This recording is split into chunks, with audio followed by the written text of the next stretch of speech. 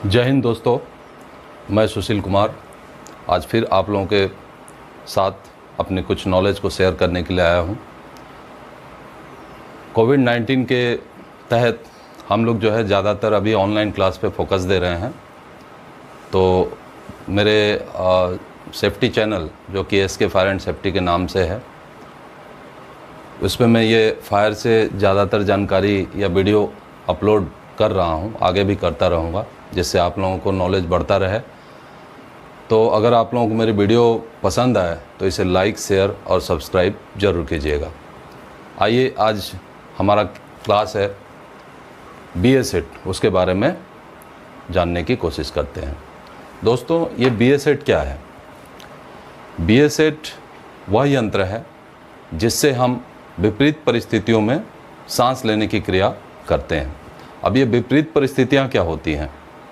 जैसे हमारे वायुमंडल में, या हमें ऐसे जगह पे काम करना है जहाँ जहरीली हवा हो, सांस लेने में दिक्कत आ रही हो, या वायुमंडल के अंदर ऑक्सीजन की कमी हो। ये ऐसे जगहों पे हम BA-सेट का इस्तेमाल करते हैं।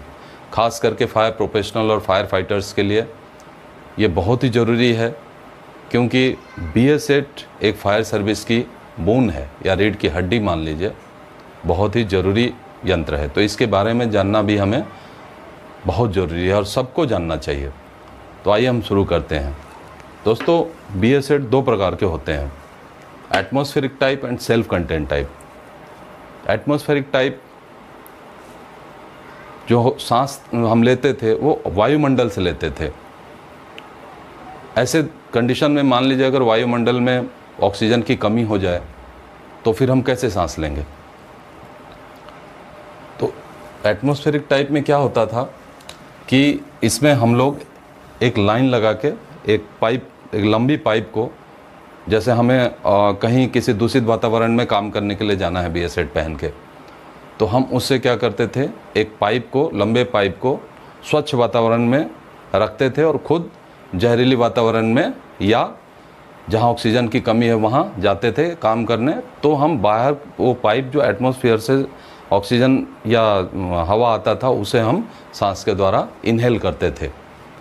लेकिन वो कारगर इसलिए नहीं हुआ कि मान लीजिए हम किसी ध्वस्त मलबे वाली बिल्डिंग जहाँ पे ऑक्सीजन की कमी है वहाँ काम कर रहे हैं और अचानक कोई मलबा उस पाइप पे गिर गया, पाइप दब गया, फिर तो जो रेस्क्यूअर है या जो फायर फाइटर है या जो BA-सेट पहन के काम कर रहा है उसका बचना असंभव है, उसकी मृत्यु निश्चित है। तो इस वजह से हमने इसे अबैंडन कर दिया, इसे बंद कर दिया। नेक्स्ट आते हैं self content type. Self content क्या होता है? सेल्फ कंटेंट का मतलब है कि हमारे पास एक ऐसा सेट है जिसके अंदर हम एयर या ऑक्सीजन भर के रखते हैं और हमें एटमॉस्फेयर से कोई मतलब नहीं रहता। हम उसी सिलेंडर से हवा लेते हैं और काम करते हैं, और वो हमारे लिए बहुत ही सेफ़ रहता है। हाँ, ये ज़रूर है कि उसके लिए कुछ समय निश्चित है कि हमें इतने समय के दौरान काम करके आ जाना है। तो ये सब बारे में मैं डिटेल आपको बताऊंगा, एक कैसे काम करता है, क्या होता है। तो अभी देखते हैं, सेल्फ कंटेंट दो प्रकार के होते हैं, close circuit and open circuit. जो self content breathing apparatus set है वो दो प्रकार का होता है, close circuit and open circuit. Close circuit क्या है कि जो BA-सेट सिलेंडर है उसमें एक बैग लगा रहता था जिसके अंदर लाइम, प्रोटोसॉर्ब जो है उसके अंदर रहते थे, जो कि हम जब सांस छोड़ते थे तो जो कार्बन डाइऑक्साइड निकलता था उसी बैग में रहता था और कार्बन डाइऑक्साइड को वापस सांस लेने योग्य बना देता था। तो वो चीज़ भी हमने लगभग बंद कर दिया, फायर सर्विस में बिल्कुल बंद है। ऐसा इसलिए कि जो हम सांस छोड़ते थे और उस बैग के अंदर से वापस उस सांस को हम लेते थे, जो कि कार्बन डाइऑक्साइड को वापस सांस लेने योग्य बना देता था, तो उससे हमारी कुछ स्वास्थ्य संबंधी जो समस्याएं हैं वो शुरू हो गई। तो इस वजह से हमने इसको अभी बंद कर दिया। तो आप लोगों ने देखा atmospheric type and close circuit type अभी बंद है। अभी क्या है अपने पास है open circuit. Open circuit breathing apparatus set. तो open circuit breathing apparatus set जो होता है उसका हम अभी पढ़ेंगे, क्योंकि फायर सर्विस में जो है पूरा ओपन सर्किट ही काम आता है। और ओपन सर्किट का पूरा नाम जो है वो क्या है वो हम देखेंगे। अगर आपने ओपन सर्किट का पूरा नाम याद कर लिया तो आपका BS8 का चैप्टर यहीं ख़त्म हो जाएगा। देखिए दोस्तों, ओपन सर्किट का पूरा नाम क्या है? Self contained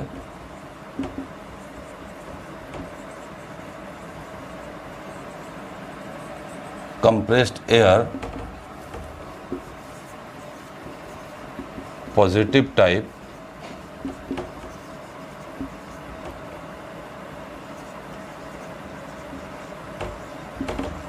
open circuit BS8। देखिए अभी जैसा कि इसके नाम में लिखा हुआ है सेल्फ कंटेंट कंप्रेस्ड एयर, अगर आप चाहें तो इसके साथ कंप्रेस्ड नॉर्मल एयर भी लगा सकते हैं। Compressed normal air, normal air क्यों? क्योंकि जो एटमॉस्फेयर में हवा होती है उसी हवा को हम मशीन के द्वारा इसके सिलेंडर में रिफ़िल करते हैं, जिसमें कि नाइट्रोजन, ऑक्सीजन और कार्बन डाइऑक्साइड की मात्रा जो होनी चाहिए एटमॉस्फेयर के अंदर वो इसमें हम भरते हैं। वो भी मैं बताऊंगा कितनी होनी चाहिए, इनहेल कितना करते हैं, एक्सहेल कितना करता है, वो चीज़ें भी आगे मैं डिटेल में बताऊंगा। अभी हम लोग इस पर चर्चा करते हैं। सेल्फ कंटेंट एक पार्ट, दूसरा कंप्रेस्ड नॉर्मल एयर, तीसरा पॉजिटिव टाइप, चौथा ओपन सर्किट और BS8 तो जानते ही हो आप, ब्रीदिंग apparatus सेट। तो यहाँ हम जानेंगे कि सेल्फ कंटेंट क्यों कहते हैं। सेल्फ कंटेंट इसलिए कहते हैं, जैसा मैंने आप लोगों को बताया, ये पहनने में आसान होता है, खुद ही आप अकेले इसको पहन सकते हो और हमें पहनने के बाद एटमॉस्फेयर से कोई लेना देना नहीं है। हम उसमें जो सिलेंडर के अंदर जो एयर प्रेशर होता है, नॉर्मल कंप्रेस्ड एयर प्रेशर, उसके द्वारा हम सांस लेते हैं और उसे वापस वायुमंडल में छोड़ देते हैं। तो इस वजह से हम इसको बोलते हैं सेल्फ कंटेंट। अभी कंप्रेस्ड नॉर्मल एयर क्या है? देखिए कंप्रेस्ड नॉर्मल एयर जो है वो एटमॉस्फेरिक एयर को कंप्रेस्ड करके हम इसके अंदर भरते हैं, जिसमें कि नाइट्रोजन, ऑक्सीजन और कार्बन डाइऑक्साइड और कुछ अन्य गैसेस थोड़े मात्रा में रहती हैं। तीसरा आ जाइए, पॉजिटिव टाइप क्यों कहते हैं? देखिए पॉजिटिव टाइप हम इसलिए कहते हैं कि अगर मान लीजिए एटमॉस्फेयर में अगर एक बार का प्रेशर है, एयर प्रेशर, तो इसके अंदर जो है 1.2 बार में रहेगा। कहाँ? फेस मास्क के अंदर, जहाँ हम सांस लेंगे। इसकी भी बहुत लंबी प्रक्रिया है, सिलेंडर से फर्स्ट स्टेज रेड्यूसर से कम होकर आएगा, फिर सेकंड स्टेज रेड्यूसर में कम होगा, आगे मैं पूरे डिटेल में बताऊंगा।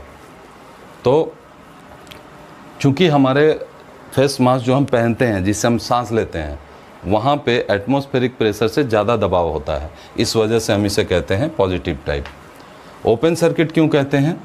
क्योंकि इसके सांस को जो हमने गैस लिया सांस में लेने के लिए, उसे हम बाहर एटमॉस्फेयर में छोड़ देते हैं, ओपन छोड़ देते हैं, ओपन खुला एटमॉस्फेयर में। इसे हम वापस यूज़ नहीं करते। जैसा कि आप क्लोज सर्किट में मैंने बताया था, क्लोज सर्किट में हम यूज़ करते हैं, वहाँ एक ब्रीदिंग बैग होता था जिसके अंदर हम सांस छोड़ते थे और फिर कार्बन डाइऑक्साइड को प्रोटोसर्व और लाइम के द्वारा और दूसरे केमिकल्स के द्वारा वापस सांस लेने योग्य बना दिया जाता था। वो चीज़ इसके अंदर नहीं है। ओपन सर्किट को हम खुला एटमॉस्फेयर में छोड़ देते हैं, इसलिए इसका नाम ओपन सर्किट पड़ा। और ब्रीदिंग apparatus सेट तो आप पढ़ ही रहे हो। अभी यहाँ ध्यान देने वाली बात है कि ये पूरा BS8 जो मैं आपको पढ़ा रहा हूँ, ये कहीं किसी दूसरे या किसी अपने मर्जी से नहीं पढ़ा रहा हूँ। दोस्तों यहाँ एक ध्यान देने वाली बात है कि ये BS8 का चैप्टर, अभी आपने BS8 का पूरा नाम जान लिया, पार्ट्स के नाम जान गए, आपने इसका पूरा नाम जान के ये समझ लिया कि भाई हर पार्ट्स में क्या क्या कहते हैं। अभी मैं एक चीज़ आपके नॉलेज में और डालना चाहता हूँ कि BS8 जो है उसको हम किस स्टैंडर्ड से लेके चलते हैं। तो दोस्तों BS8 का जो होता है स्टैंडर्ड वो है IS 10245। ये IS 10245 इसके तहत हम लोग पढ़ते हैं। अभी इसके अंदर क्या होता है IS 10245 के अंदर पार्ट्स बने हुए हैं। Part 1, part 2, part 3 and part 4। देखिए अभी क्या होता है, इंडियन स्टैंडर्ड ने जो ये I10245 बनाया है उसके अंदर पार्ट 1 में इन्होंने क्या दिया है कि क्लोज टाइप BS8, ये तो हो गया पार्ट 1 में। पार्ट 2 में क्या दिया है, ओपन सर्किट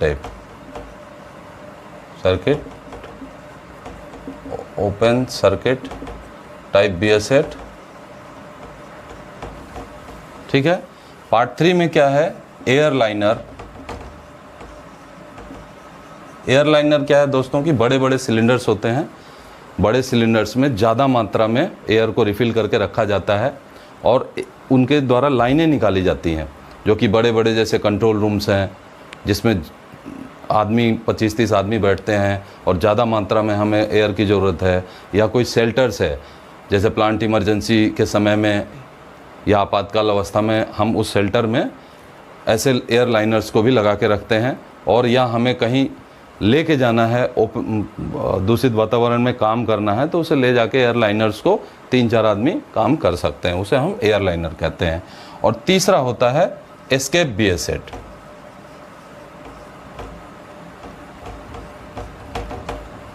एस्केप BS8 क्या होता है दोस्तों, ये छोटा BS8 होता है, 10 मिनट्स मान लीजिए, कैनिस्टर टाइप मान लीजिए। तो इसे हम कुछ देर के लिए यूज़ करेंगे, काम करने की यूज़ में नहीं लेंगे। देखिए जो 10 मिनट्स BS8 होते हैं वो एरिया में जाके काम करने के लिए नहीं होता है, वो जस्ट आपको जाकर आना है या किसी चीज़ की निरीक्षण करने के लिए जाना है, गए और आए, उस चीज़ के लिए होता है। इसलिए इसका नाम है एस्केप BS8 और ये IS 10245 के पार्ट 4 में डिटेल दिया हुआ है। तो अभी हम लोग जो हमारा आधा घंटे वाला सेट जो है हमारे पास, जिसको आधा घंटा हम लोग बोलते हैं, वो उसके बारे में हम पढ़ेंगे। तो वो किस में आता है, वो आता है पार्ट 2 ओपन सर्किट टाइप, यानी कि इसको हम क्या बोलेंगे, IS 10245 पार्ट 2, ठीक है। तो हम ये करेंगे। तो पार्ट 1 की हमें ज़रूरत नहीं है, पार्ट 1 ऑलरेडी काम का नहीं है। पार्ट 3 हमारे पास है पर क्लास लंबा हो जाएगा, इस वजह से पार्ट 3 और पार्ट 4 को हम कभी फिर पढ़ेंगे। पार्ट 3 और पार्ट 4 के भी बारे में बताऊंगा, नेक्स्ट क्लास में आप लोगों को बताऊंगा। पर अभी क्या है, अब हम लोग जो पढ़ेंगे वो मेन पार्ट 2 ओपन सर्किट का पढ़ेंगे, ठीक। अच्छा, इसका पूरा नाम मैंने आप लोगों को बता दिया था।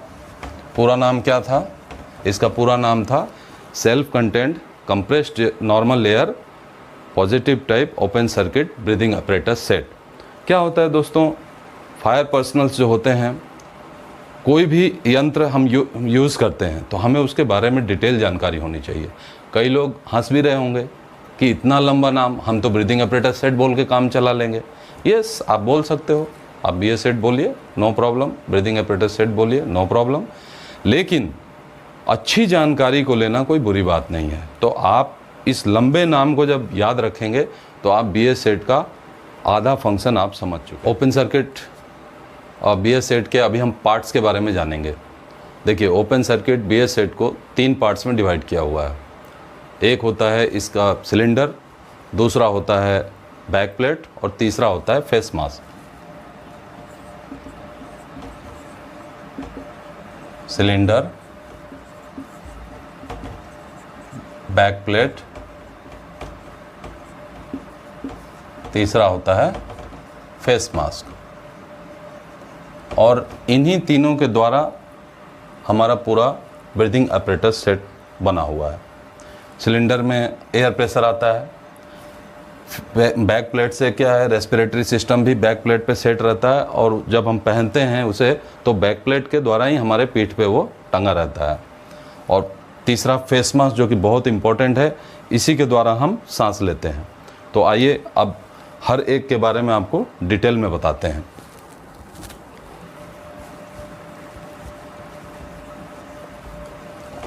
देखिए दोस्तों, ये सिलेंडर BS सेट का सिलेंडर इस प्रकार का होता है।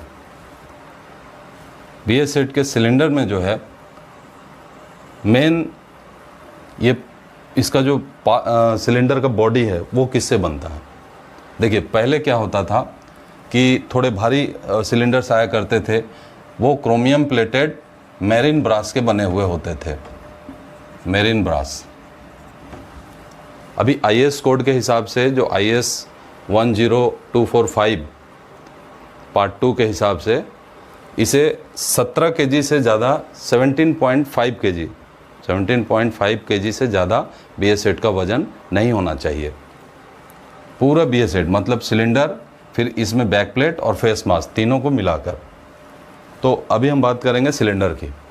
तो सिलेंडर का बॉडी पहले जो था थोड़ा वज़न था, तो इसको हमने क्या किया, लाइट वेट में कन्वर्ट किया।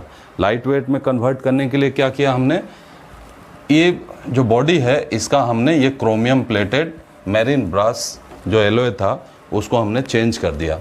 अभी कौन सा आया एलॉय, अभी आया आपके पास CFRP। देखिए बहुत ही सही जानकारी है और ये शायद आपको कोई किसी वीडियो में नहीं मिलेगी।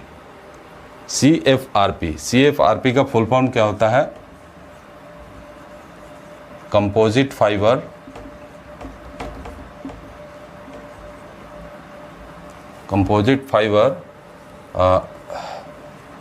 रीएनफोर्स्ड पॉलीमर, या इसे हम प्लास्टिक भी बोल सकते हैं, पॉलीमर या प्लास्टिक।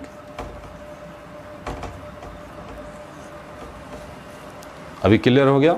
जो हमारा सिलेंडर है वो लाइट वेट करने के लिए, अभी जितने भी नए सिलेंडर्स आ रहे हैं सब लाइट वेटेड हैं और वो जो है CFRP से बने हुए हैं। ठीक, नेक्स्ट आते हैं हम लोग सिलेंडर का जो तला होता है, इसे कहते हैं बॉटम डिश। और हाँ एक चीज़, ये सिलेंडर जो होता है वो सीमलेस होता है, इसलिए इसको सीमलेस सिलेंडर भी कहते हैं। सीमलेस इसलिए कि चूँकि इसमें हम एयर को कंप्रेस्ड करके भरते हैं, तो कहीं भी अगर जॉइंट होगा तो वो भाग उसका कमज़ोर हो जाएगा, इसलिए हम बिना जॉइंट का, इसमें कहीं भी कोई जॉइंट नहीं होता, इसलिए हम इसे सीमलेस सिलेंडर कहते हैं। नेक्स्ट हम आते हैं ये भाग, देखिएगा आप BS सेट या तो ग्रे कलर का होगा, कलर जो है इसका ग्रे होगा, या तो लाइट ग्रीन होगा।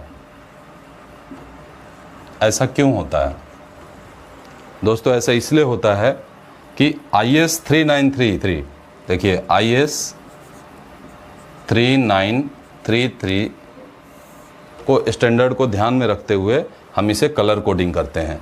तो अगर पूरी बॉडी ग्रे कलर की होगी या लाइट ग्रीन कलर की होगी, मीन्स ये क्या है, ये एयर सिलेंडर है। ये क्या है, ये एयर सिलेंडर है। और अगर ये भाग ग्रे होगा या इसके जो निचले तले में वाइट और ब्लैक की पट्टी होगी, इसका मतलब ये किसको दर्शाता है, ये एयर को दर्शाता है। एयर का कोड है वाइट एंड ब्लैक, यानी कि वाइट से होता है अपना ऑक्सीजन और ब्लैक से हो गया नाइट्रोजन। चूँकि एटमॉस्फेरिक एयर में नाइट्रोजन की मात्रा ज़्यादा रहती है, नेक्स्ट ऑक्सीजन की भी रहती है, इस वजह से इसे वाइट एंड ब्लैक की पट्टी देते हैं। फिर आइए यहाँ उसका ऑन ऑफ भाल भी बोल सकते हैं या मेन भाल भी बोल सकते हैं। यहाँ जब गैस को हम इसमें भर के रखते हैं तो इसी को खोलने से फिर क्या होता है, यहाँ दो पाइप जाते हैं। एक होता है HV tube, high pressure tube, दूसरा होता है low pressure tube, low pressure tube. आ गया यहाँ तक समझ में, सिलेंडर के फंक्शन, सिलेंडर के पार्ट्स पूरे समझ में आ गए। और अब हम इसमें बात करेंगे कि इसको एयर रिफिलिंग कितने हिस्सों में करते हैं, कैसे करते हैं, और एयर की इसमें मात्रा कितनी होती है। नोट कर लीजिएगा, आप लोग स्क्रीनशॉट ले सकते हैं इसका। दोस्तों अभी हम बात करेंगे कि एटमॉस्फेयर के अंदर एयर का परसेंटेज कितना होता है। अभी हम बात करेंगे इन्हेलेशन और एक्सहेलेशन कि एटमॉस्फेयर के अंदर कितना एयर होता है जिसे हम इन्हेल करते हैं, और फिर इन्हेल करने के बाद जब हम ऑक्सीजन को सोखते हैं तो कार्बन डाइऑक्साइड कितना छोड़ते हैं। तो जो छोड़ते हैं वो हो गया एक्सहेलेशन, उसको हम नोट करते हैं। इन्हेलेशन, इन्हेलेशन नाइट्रोजन आपका जो होता है 79.06%, ऑक्सीजन 20.90% और CO2 प्लस अदर गैसेस जो होते हैं वो होते हैं 0.04%। ठीक, ये तो एटमॉस्फेयर के अंदर रहता है और इतना ही हम लेते हैं, इन्हेलेशन करते हैं। अभी एक्सहेलेशन,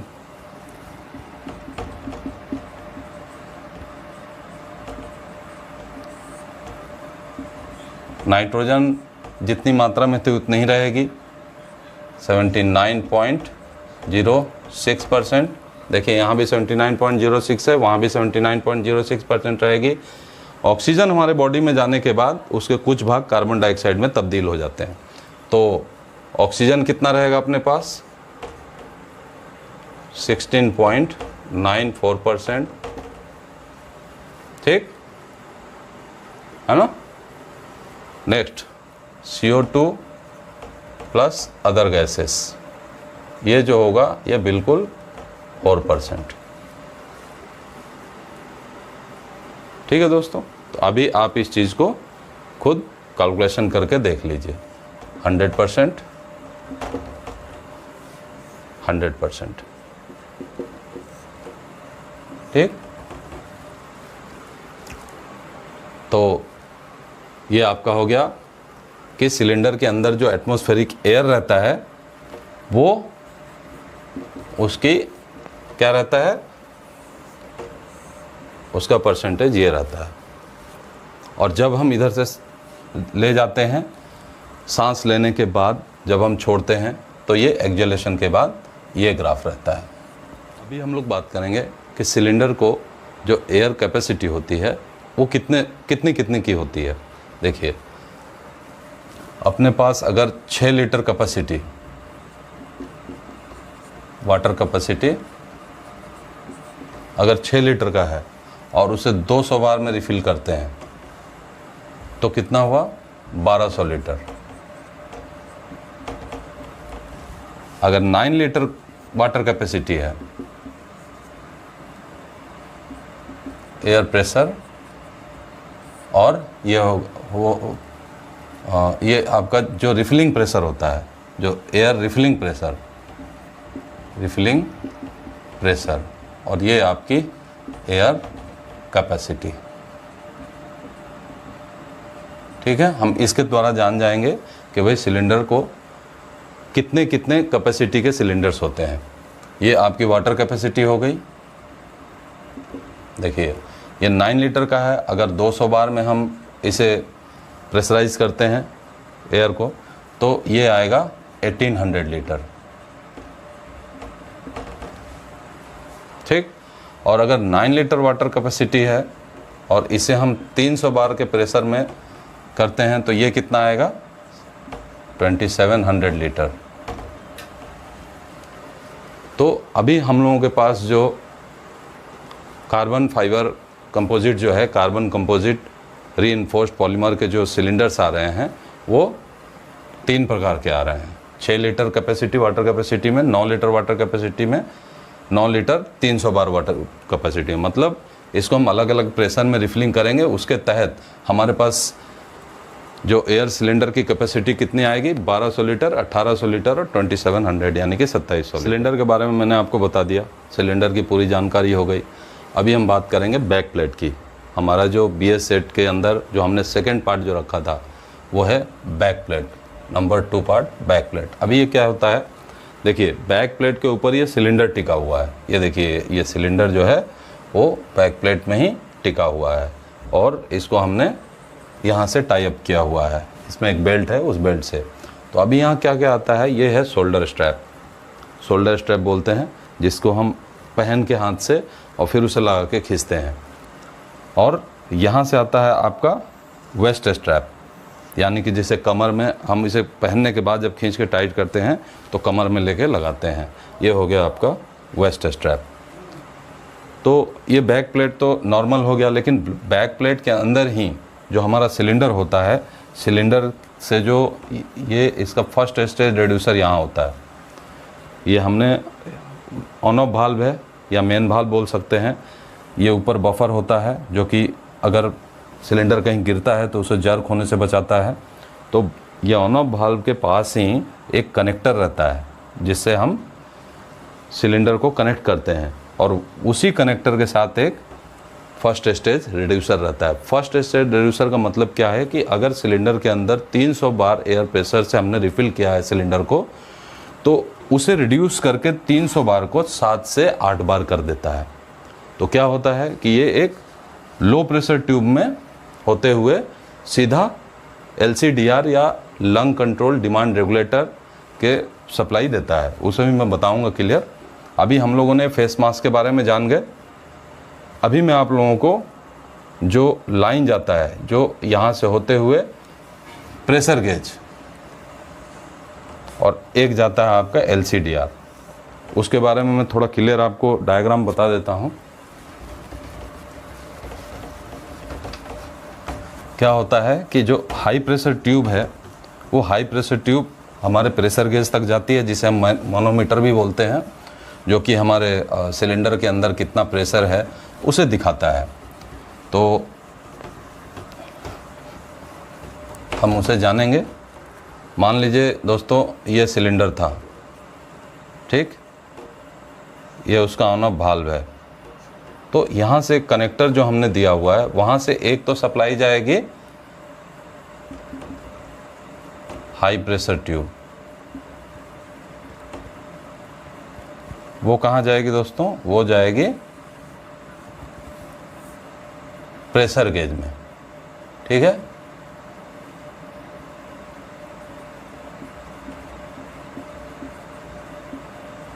जो भी है ये प्रेशर गेज में जाएगी। तो प्रेशर गेज में अगर हम 300 बार में इसको रिफ़िल किए हैं, 300 एयर प्रेशर 300 बार में है, तो वहाँ पे वो एग्जैक्ट ये नीडल ऐसे घूमते हुए 300 बार पे जाके दिखाएगी कि भाई प्रेशर गेज में 300 बार प्रेशर है, ठीक। अच्छा, अभी जो हमारा लो प्रेशर ट्यूब है ये क्या करेगा? ये यहाँ पे फर्स्ट स्टेज रिड्यूसर जिसका काम होता है कि सिलेंडर के एयर प्रेशर को 7 to 8 बार में कन्वर्ट कर देता है। तो ये फिर फर्स्ट स्टेज रिड्यूसर जो है वो चला जाता है आपके LCDR में। LCDR lung control demand regulator, जिसे हम फेस मास्क में लगाते हैं, वहाँ कितने में जाता है? इसको हम बोलेंगे LP या लो प्रेशर ट्यूब, ठीक है। अभी एक चीज़ हाई प्रेशर ट्यूब में ध्यान देने वाली बात है कि प्रेशर गेज में जब जाता है तो यहाँ एक वार्निंग व्हिसिल और एक वाई मैनीफोल्ड यहाँ रहता है, जिससे कि हम दूसरे ट्यूब को कनेक्ट करके, मान लीजिए इसमें गैस ख़त्म हो गया तो हम दूसरे सिलेंडर को इसमें कनेक्ट करके और यहाँ से सप्लाई करके और हम इसे ले सकते हैं। तो ये तो वाई मैनीफोल्ड जो होता है वो अडाप्टर का भी काम करता है, लेकिन एक होता है आपका वार्निंग व्हिसिल, जो कि अगर आपका नीडल 50 बार पे चला जाता है तो ये बजना चालू हो जाएगा, मतलब अब आप काम रोक दो और बाहर निकल जाओ। ये वार्निंग व्हिसिल का काम होता है, ठीक। अभी होता है लो प्रेशर ट्यूब जो होता है वो डिमांड रेगुलेटर में जाता है, और यहाँ पे डिमांड रेगुलेटर या इसको सेकेंड स्टेज रिड्यूसर भी बोल सकते हैं। सेकेंड स्टेज रिड्यूसर जो कि यहाँ से हमारे फेस मास्क में, ये हमारा फेस मास्क है, यहाँ इस जगह पे ये लगता है। ये डिमांड रेगुलेटर हमारे फेस मास्क में यहाँ जाके लगता है, ठीक। ये इनर फेस मास्क के बारे में डिटेल में बताएंगे। सबसे पहले इसका फंडा जानते हैं। जो LCDR है, जो डिमांड रेगुलेटर जो वहाँ लगता है, वो सेकेंड स्टेज रिड्यूसर जब होता है तो 7 to 8 बार, जो कि यहाँ 7 to 8 बार में 300 बार को 7 to 8 बार में कन्वर्ट कर दिया। 7 to 8 बार को कितने में करता है? 1.2 बार। एटमॉस्फेरिक प्रेशर कितना है? 1 बार। इसने कितने में कन्वर्ट किया? 1.2 बार में। इसलिए हम इसको बोलते हैं पॉजिटिव प्रेशर, क्योंकि अब हमारे फेस मास्क के अंदर कितना प्रेशर मिलेगा? ये इसके स्पाइडर होते हैं, हेड स्पाइडर बोलते हैं। ये इसका हार्नेस होता है जो गले में लटकाते हैं। तो फेस मास्क के अंदर जाके 1.2 बार का प्रेशर देता है। फिर हमें जितनी ज़रूरत होती है हम डायफ्राम के थ्रू वो कंट्रोल करके रखता है, जितना ज़रूरत होता है हम लेते हैं। यहाँ पे एक होता है एक्सेल वाल्व। फेस मास्क के अंदर एक एक्सेल वाल्व होता है, एक स्पीच ट्रांसमीटर होता है। एक्सेल वाल्व क्या करता है? जो भी सांस को हम छोड़ते हैं वो बाहर ओपन एटमॉस्फेयर में छोड़ देता है। और स्पीच ट्रांसमीटर जो हम फेस मास्क से बोलते हैं वो सामने वाला सुनता है और उससे हम कन्वर्सेशन कर सकते हैं। तो आपने देखा दोस्तों, ये हो गया बैक प्लेट, मैंने बता दिया था। HP ट्यूब LP ट्यूब के द्वारा कहाँ कहाँ कैसे जाता है। HP ट्यूब से प्रेशर गेज और यहाँ वार्निंग व्हिसिल और साथ में वाई मैनीफोल्ड, जिसको अडेप्टर भी बोल सकते हैं, वहाँ तक जाता है। और लो प्रेशर ट्यूब से कहाँ जाता है? सेकेंड स्टेज रिड्यूसर या LCDR बोलते हैं, लंग कंट्रोल डिमांड रेगुलेटर, और उसके थ्रू फेस मास्क में जाता है। तो अब हम फेस मास्क में के बारे में थोड़ा डिटेल में जानने की कोशिश। तो फेस मास्क क्या है? पूरा जो फेस मास्क है उसके अंदर एक तो आपका आ जाएगा हेड हार्नेस या हेड स्ट्रैप भी बोल सकते हैं, स्पाइडर हेड स्ट्रैप, जिसे हम पहनने के बाद यहाँ से टाइट करते हैं। दूसरे ये स्ट्रैप जिसे हम पहनकर खींचते हैं, जिससे वो टाइट होता है। और यहाँ पे एक नेक हार्नेस होता है जो गले में लटकाने वाला, जिसे हम गले में लटका कर और फिर आराम से हम जाते हैं। यहाँ LCDR या डिमांड रेगुलेटर लगता है इस जगह में, और ये आपका स्पीच ट्रांसमीटर हो गया, बात करने के लिए काम में आता है ये। और इधर एक्सेल वाल्व होता है। मगर कई जो फेस मास्क हैं उस सब में एक जैसा नहीं होता, किसी में डिफरेंस भी होता है। यहाँ स्पीच ट्रांसमीटर हो जाएगा, यहाँ एक्सेल वाल्व हो जाएगा, ये भी हो जाता है। चलिए, तो ये चीज़ आप समझ गए। अभी ये हो गया इनर फेस मास्क। इसके अंदर एक डेड स्पेस होता है। डेड स्पेस मीन्स उसे हवा से कोई लेना देना नहीं है। जो हमने सांस लिया, सांस लेके इतने दूर में ही फंक्शन करके हम वापस एक्सेल वाल्व से बाहर छोड़ देते हैं। तो डेड स्पेस इस एरिया को बोलते हैं। इनर फेस मास्क और आउटर फेस मास्क, ये जो आउटर फेस मास्क है इसके और इनर फेस मास्क के बीच में जो स्पेस होता है उसे हम डेड स्पेस बोलते हैं।